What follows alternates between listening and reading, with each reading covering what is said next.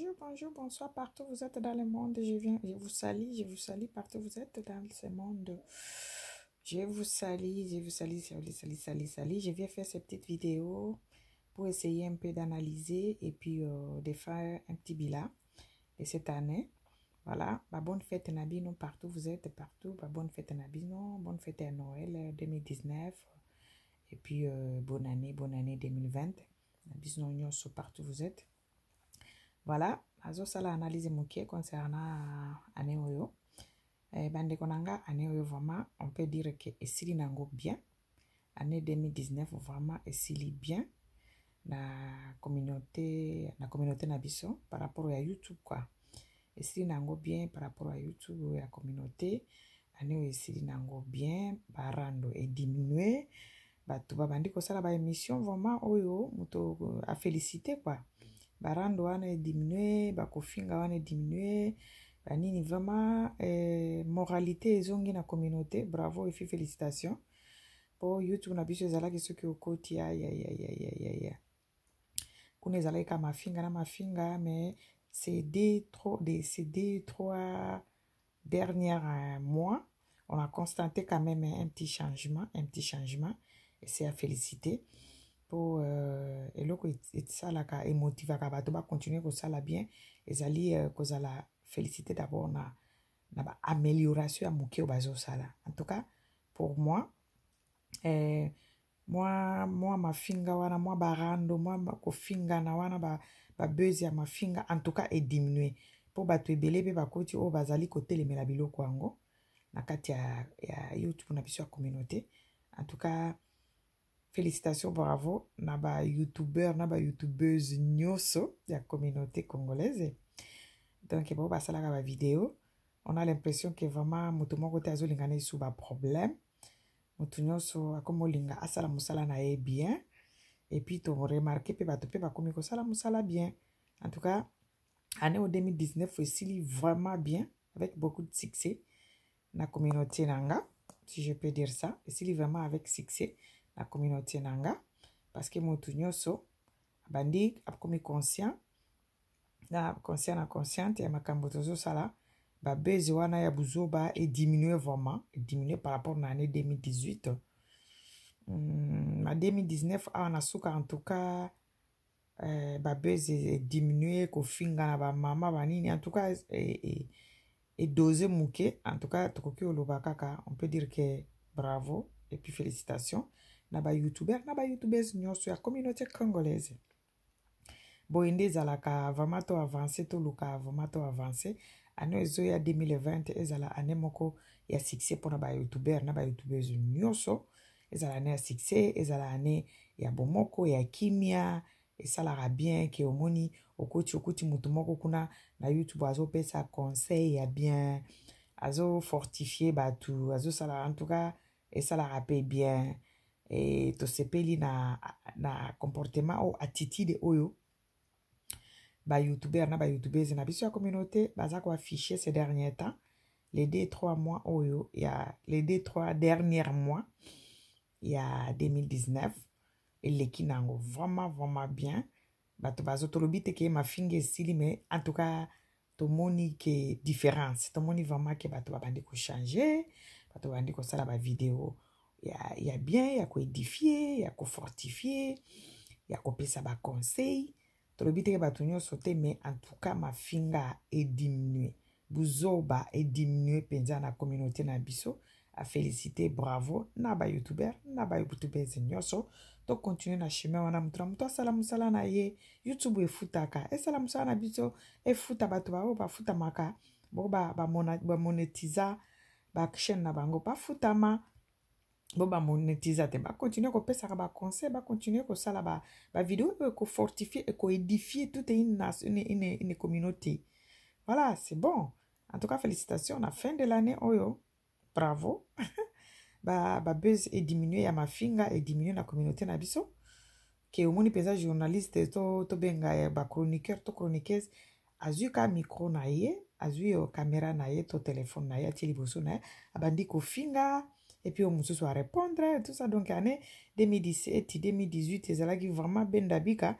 Mais, gloire à Dieu, 2019 esili vraiment na kimia bato nyonso badose bato ebele bakomi conscient na baconsciente na makambo bazosala esali bien boye nde bacommunauté ezalaka boye nde bacommunauté mosusu ezalaka okoki kotia kosala no video otali omoni makambo ya bien eza na kati en tout cas bravo et puis félicitations nazotraîne mingi wana te mais merci vraiment félicitations bravo na ba youtubeur na ba youtubeuse nyonso ya communauté congolaise voilà ya bino yango wana ba félicitations na bino nyonso et puis naye kozonga naoloba likambo moko lisusu concernant ba youtuber na ba youtubeuse na biso tozalaka na communauté na biso na comprendre te soki muto akufi nde omona totika barando totika kofingana omoni ke vie eza nango pamba vie eza nango vraiment tala mutu boye akufi donc biso tokanisaka makambo ya Nzambe soki mutu akufi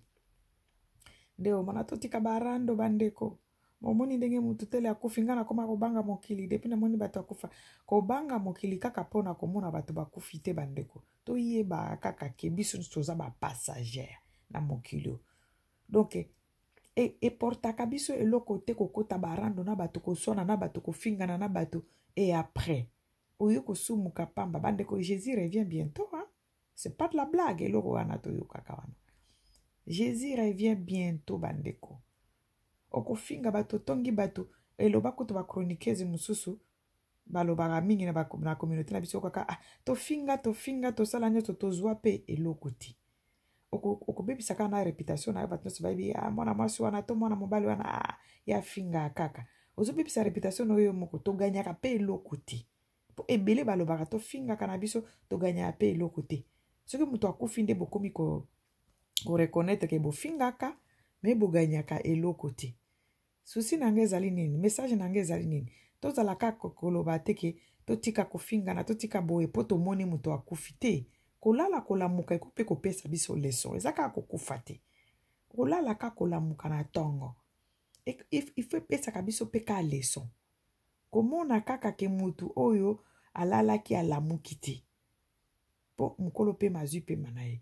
me yo ozwi chance wana olamuki na ntongo eza deja grâce donc tobandaka koteyama mpona mona mingi na remaka yango na YouTube na biso ya communauté soki mutu akufi nde okoka bandeko totika kofingana bandeko totika babezi ya buzoba totika barando ezanga ntina bato bazokufa tala kingandi akufi tala mutu boye akufi donc po tobanga Nzambe tokozaka na exemple kozelaka bato bakufa te po tobongola mitema te kaka difete ya kolala kolamuka mama to papa nanga komona tongo ya lobi eza deja grâce totambola na kobanga Nzambe boganyaka pe eloko te bino moko bolobaka ngo bosala barando bolemba eloko pe te tomona pe mutu asomba ndako ke ndako wana atelemisi yango mpona rando asombi ndako wana mpona rando asombi voiture wana jeep wana otambola nango azwi yango mpona rando te preuve aneke tomona pe mutu pe abali mpenza asali mariage moko ya grave na YouTube bofinganaka baoyo nyonso bayebani wana eloko te eloko te soki ndenge kofingana na kati ya YouTube kofingana na kati ya communauté na biso ya YouTube eferaka avance bato na eloko te soki totiki yango nde kotinda kutu to avance mpasi tokobanda kopesa na bamoral tokobanda koteyana tokobanda kopesa na bamoral kwa koenseigner bato biloko bayeba te obandi koteya baninga eloko bayeba te omona efongoli baninga mémoire ke kofandaka wana kofingana ça nous amène où ememaka biso pe esika moko te au contraire ebebisaka nde baréputation ya bato oyo bafingaka donc point na nga na bandaki kosouligner na place wana ezali mpona oti komona dernièrement awa c'est 2-3 jours oyo soki le 18 mutu moko akufi soki akufaki azalaka na Angola akufaki na kotanga nanga kombo ya bato awa te mpona nalinga nanga kotanga bakombo ya bato te mutu moko ayebani na bafia ya net na biso akufi afandaka na soki na Angola sikoyo akufeli na Congo namoni bato nyonso bazoloba totika barando bandeko mokili eza pamba bandeko ezaka na kufa te na kolala kolamuka ezaka elakisa deja biso ke Nzambe azali donc il faut tokima masumu bandeko barando wana emema bino esika te babezi wana kofingela na bamama ebakiselaka bino eloko moko te, au contraire ezozindisa bino na masumu, ezomema bino na masumu, epuis ezobebisa bareputation, ezobebisa bareputation. Voilà. Donc toyebake barando ekomema biso esika moko te, kofingana ekomema biso esika te, ekobakisela biso pe eloko moko te, au contraire ekosambwisa nde moko na biso. Parce que bo bazalaka na barando, bo bafinganaka bamama na bapapa na banini, eloko nini baza nango, eloko te, eloko esombelaka bino eloko te, mais bokontinuaka nango mpona nini? Bokontinuaka nango mpona nini? Bajalousie mal place wana bokontinuaka nango mpona nini? Sikoyo eloko komi kofinga moto pona ozo jalousie ye ofinga moto, eloko nini oyo ye yo kozwa après kofinga ye? Eloko moko te, au contraire réputation na yo moko nde ezobeba. Donc il faut tout éviter babiloko wana. En tout cas pour le moment, moi j'étais vraiment naza vraiment contente na ndenge communauté na biso ezako YouTube ya communauté na biso ezotambola ces derniers temps. Donc bato ya conscience bakota ebele hein.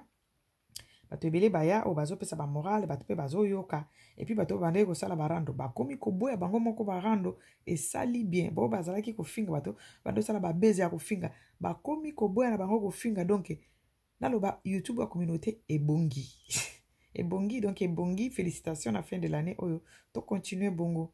Ezala te ke ifo mutu akufa po toloba tobanga nzambe, tobanga masumu, tobanga boye tala tele kingande akufi na ndimaki teke mutu boya okiko kufa barando. En tout cas ezomemela biso nini, parce que de toute façon bato bazokufa kaka okufa no lelo tolobi okende na ba nini wana na ba masumu wana te. Voilà. Donc eza babiloko ezopesa ba leçon, mais toyebaki eza kaka pe ifo mutu akufa kaka te po toteyama te. Po on pe bozolo bango ka lelo po mutu auti kokufa le 18 awa le 18 décembre awa mutu bino nyonso boyebi ba chroniqueur na ba chroniqueuse tema boyebi ye akufi epesi bino somo wana ale bokumo lo bato tika barando pona nini totika kofingana po tala bato bazokufa lere ekoleka 4 une semaine 2 semaines bobosani ale bozongeli lisusu kofinga. Mais ce qui bozo exemple ya kolala kolamuka, parce que bolala ka tous les jours bolamuka tous les jours. Je crois et ko pesa bino leso makasi boko ubosa na ngote. Mais bozela ka boko bosa na teke no to banga nzambe pota ndenge butu ekoti susu ngina lala pona lamuka na tongo ezaka grâce ya nzambe. Donc il faut na éviter ko sala masumu. Na mona wana les exemples ekozala bien ke kozela mutu akufa po banda kopesa na moral. Oh non, pomoni tele kingandi kutu akufi tozaki ne awa ya pas longtemps. En tout cas to banga masumu, to banga ko fingana na ba YouTube, to banga ko fingana ba para, to banga na ko sala ba buzz zanga mituna makolo. Pourquoi? Parce que tala kingandi akufi. Bozela ka bato bakufa te po pesa moral. Non non non non non. Vi yango moko ete ya kabiso kolala kolamuka ete ya kabiso po ebele bakotaka kolala lokola biso me balamuka ate keto zela ka mutu akufa poto banga nzambe kolala kolamuka yango moko ifo ete ya kabiso bandeko. Voilà. Eloko na ngena lo bapona eloko na pona moni ba chroniqueur na ba chroniqueuse ebele, surtout ba chroniqueuse po baeba ki mutu auti kokufa bango nyonso ekoza kaka pona nini atika barando po moni batukutu mutu tele akufi eza boye pona nini oyo sala barando na batu lobi okufi to tika barando pona personnalité na biso pe pona kobanga nzambe, parce que lobi bandeko nzela ezalaka moko biso nyonso toza na kati ya nzela to okende tout droit, nzela wana ezalaka sens unique bazongaka demi tour te tozokende ka tout droit place tozokende tozomona pe lilite eza liboso. Donc il faut tout banga nzambe par rapport na wana tozelaka bato bakufa te to ya kopesa na morale. Non, tozelaka bato bakufa te toza na kati ya nzela oyo lere ko bostami obandi nzela yango mukolo azalaka te mwana muke azalaka te koko azalaka te biso nyonso toza na kati ya balabala wana tozokende place tozokende toyebi te toyebi ndenge komami na Bible kake oyo akosalela nzambe ya kokota lola oyo akosalela nzambe te soki mukolo no ekoki oke na lifelo. Donc nzela wana tozokende ezomema biso eza nzela ezalaka sens unique bazongaka te tout droit place tozokende toyebi te me toza na bala toza na nzela. Pourquoi kozala na ba conflit na bato oyebi te soki okokwea mokokoma mukoloni pa bato mosusu bazalaka aza na 15 akomi mutu mosusu aza na 12 akomi mutu mosusu na 30 bato mosusu aza na chance na 50 bato mosusu 80. donc mokolo no oyebi te eyebanaka ni ere ni tante pourquoi koluka ba conflit okubanda kofinga bato na YouTube babezi moko ya kofinga po oganye nini YouTube pe afuta mbonga malonga te obiki kamsanga bato pesa mona muto asali 10 émissions azofinga aka bato mais okotala pe 5000 vues 2000 vues 3000 vues pour fin de mois pour YouTube apesa combien 500 €. Donc ofingaki bato pendant un mois juste pose à 500 €. Ofingaki bato pendant un mois juste pose à 300 €. Ofingi bato pendant un mois mobimba juste pose à 800 €. Tobanga nzambe bandeko na ngai. Ezaka liwa te kolala kolamuka okipe kokende na kati ya pongi. Ezateke po omoni muto akufi po ezala na communauté na biso soki muto moko boye ayebanaki akufi nde omona bato nyonso babangi nzambe mikolo wana. Totika barando, totika babezi ya kofingana, totika boye na boye. Lere muto wana akundami ndenge baoloba muto akufa kana kokundama zoki le 27 jours anniversaire na ye ale omona lere ka pe kokunda ya bazongi lisu barando bandi su kofinga bato. Bozongi lisu kofinga bato donc bobosani. Alors popo bosana te bokanisaka na tongo la muki lobi na poko efo kende su na mbeto mitu na eske na kolamuka na tongo donc na tika barando po na ebite soki na kolamuka na tongo ekosala bien ke kozelaka mutu akufa poto banda kopesa na ba moral. Voilà conseil muke nazalaki na yango wana d'abord mpona koremercier nano ba youtubeur na ba youtubeuse nyonso ya communauté congolaise.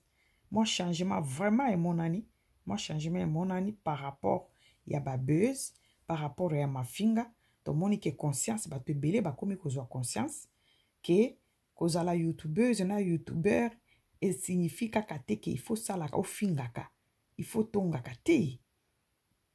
Kozala youtubeuse ezali kopesa information ezali bato mosusu ayaka na YouTube eza kaka pona mbongo te mais eza passion na ye alingi koleka azolekisa ba émission na ye azoloba makambo ya ba moralité kopesa ba moralité na bato komeka ko expliquer bato ba msusu bateyaka ba msusu bapesaka moralité ya vie ba msusu bapesaka ba conseil ba msusu bapesaka nini biloko koki kosala po bobongisa nzoto to po bokon po muto akonda donc ba biloko ya kolia po na régime tout ça donc muto ayaka na ndenge nazo pesa makamone mais ya communauté na biso ezalaki ya kofinga soki omoni ka muto afongoli caméra na ye ezali abandi kofinga mais j'ai l'impression que bato babandi ko comprendre que te YouTube ezaka mafinga te YouTube ezaka koya kofinga ko régler ba compte te eza place pe toki kopesa na moral toki pe kosolola toki pe kopartager kaka makambo ya kosekisa tout ça là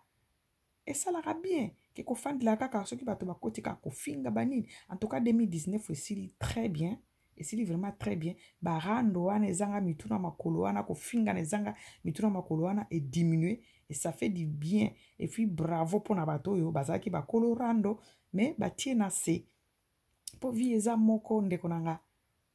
Merci na ba bakitisi batie na se bakolo rando bakitisi rando bakolo bezi ya mafinga bakitisi babezi ya mafinga en tout cas ba félicitations na bino nyonso ndenge bokitisi communauté na biso YouTube na biso ya communauté to pemi to koki pe kokota pe okoti pe otali mwa video ya bien okotali pe muto azo pesa bato moral otala pe muto azo sala mwa théâtre na ye mwa film na ye mwa nini na ye esali bien esali vraiment bien donc toteya makakaka na soki tomoni muto akufi te kolala kolamuka bandeko na ngai eza pe ka ndambo ya kokufa donc tomeka kozala bien na bato tomeka kopesa na ba moral totika barando ezanga mituna makolo et puis likambo mosusu nalingi naloba awa ezali pona na communauté na biso eza eloko moko na eloko moko ezojoame na Congo kuna ezosalema na Congo kuna ezali ke pona ko ba journaliste ba chroniqueur po basolo na mutu omona mutu azomibenga pasteur mais po aleka aloba likambo ya nzambe liloba nzambe na micro ya ba chroniqueur na ba chroniqueur il faut bafute mbongo mama soki ozosala eloko no wana eza ya nzambe te omibengi pasteur te ozoloba likambo ya nzambe te osala no ba délire no mususu esimba nango ndenge bavie njora basalaka bamanike bato mosusu wana me yo ozoleka na kombo ya nzambe ozoloba oza ya nzambe me po oleka na émission olobela nzambe oteya bato oyo nzambe apesa biso ya ofele tozwaka mpe ya ofele ndenge ekomami na bible me yo mpo oteya bato ozosenga $20 mpo oleka na chaîne ya bato oleka na YouTube moko boye oloba fo bapesa yo $20 mpo na liloba ya nzambe. Bokeba makambo ya nzambe bateyaka yango batekaka liloba ya nzambe ti ou bien leka na osala badelire na mosusu me na kombo ya nzambe. Faut faire attention.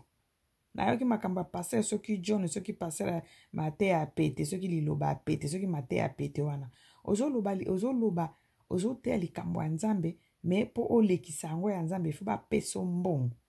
Eza lisumu ndeko, eza lisumu. Liloba ya nzambe bateyaka batekaka te parce que apesa biso ya ofele biso mpe fo topesa bato mosusu ya ofele. Mais soki okomi kotekela bato mateya ya nzambe okomi kotekela bato liloba ya nzambe, faut faire attention mon frère. Faut faire attention. Azaka ye moko te bapaster ebele bazalaka mpo baleka na YouTube ya bato baleka na bachaîne na biso ya YouTube oyo il faut bachroniqueur na bachroniqueuse bafuta ye mbongo mpo elekisa yango. Bandeko totika likambo ya nzambe bateya basakanaka na makambo ya nzambe te. Botika koteka liloba ya nzambe eza malamu te.